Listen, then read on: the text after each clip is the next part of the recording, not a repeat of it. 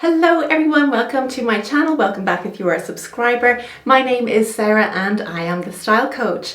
My channel is all about styling and personal development, so if that's your kind of thing, please subscribe if you haven't already. In today's video, I'm talking about how to choose the right metals, so silver, gold, rose gold, for your skin type. So this might be really important to you if you're thinking about wedding bands or engagement rings. You know, should I go for silver or should I go for gold or white gold or platinum? So getting this understanding is really important if you're going to make big investments like engagement rings and wedding bands. There are certain rules around this topic. Now, when I say rules, it's like everything else that I talk about. They're simply guidelines and they are there to be broken if you wish. So always do what you feel right, regardless of what you find out there in the media or on channels like this. So if you want to wear something, you do that. But for today, I'm going to cover those guidelines if you are unsure of which direction you want to go, because investing in jewelry can be expensive. You want to spend your money on the right things. And I will give you my opinion as a color consultant on what you should be wearing. The easiest way to understand what jewelry you should invest in is to understand your undertone.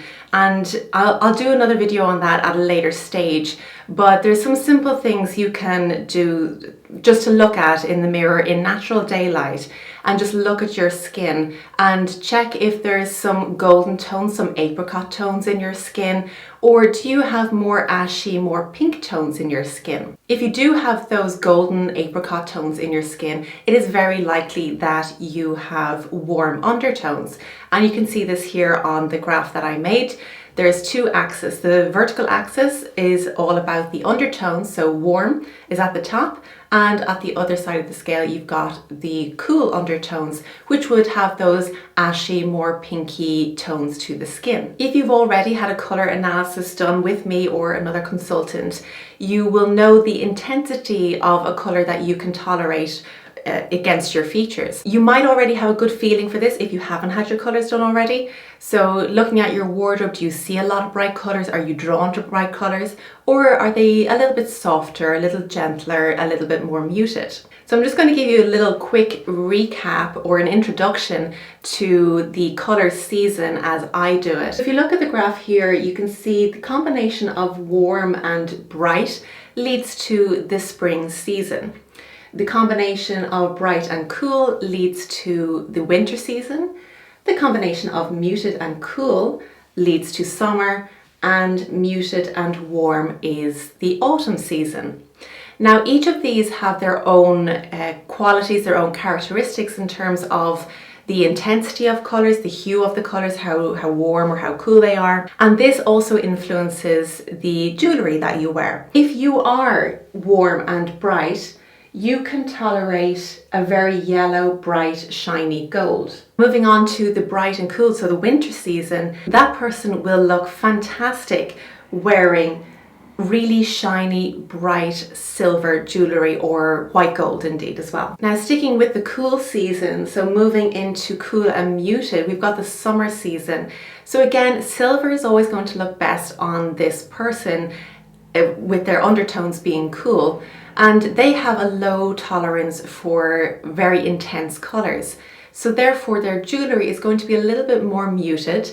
So if you can imagine matte jewelry, so something that is like a brushed silver or even a gunmetal silver is going to look great on a summer season. Now, people that fall into the autumn category, they have those warm undertones, those apricot, those golden tones, but the very bright colors overpower them. So the jewelry that suits them best is kind of a brushed gold, so it's dulled down a little bit like antique gold or even bronze. Looks really good on the autumn seasons. Now, if you're somebody who goes between silver and gold, then you could well have neutral undertones.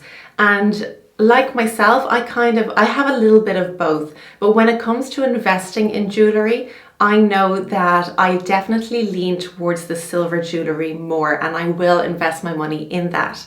I do have a little bit of gold, but I'm certainly not going to spend a lot of money on those things. If you do have those neutral undertones in your skin, so if you find it hard to know if there's more gold in your skin, more yellow, or if there's more kind of pinky blue in your skin, you might sit in the middle and you can get away with wearing a whole range of jewellery and none of it's going to look particularly out of place.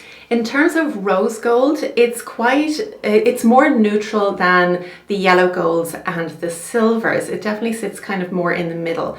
However, in my personal opinion, I believe rose gold does look better on warmer skin tones. When I put it on, I'm not keen on how it looks on me, and I think I bought one piece of costume jewellery that was rose gold and I just couldn't wear it. It just didn't feel right. It wasn't in harmony with my features, with my skin. So I just stayed well away from it. I much prefer to stick with my silver. So I hope this clears things up for you a little bit and you feel a little bit more comfortable about choosing your metals. It is definitely worthwhile getting a colour consultation. I offer them online internationally, so get in touch if you are keen. But you know, if you're going to be spending money on jewellery, definitely find out if it's the right one for you. You might also just want to trust your instinct and think, yeah, I'm good with my gold, I'm good with my silver, and go for it. But if you are on the fence, get in touch. That's it for today's video. I do hope you enjoyed it. Please give it a like and subscribe to the channel if you haven't already, and I'll see you next time. Thanks for watching.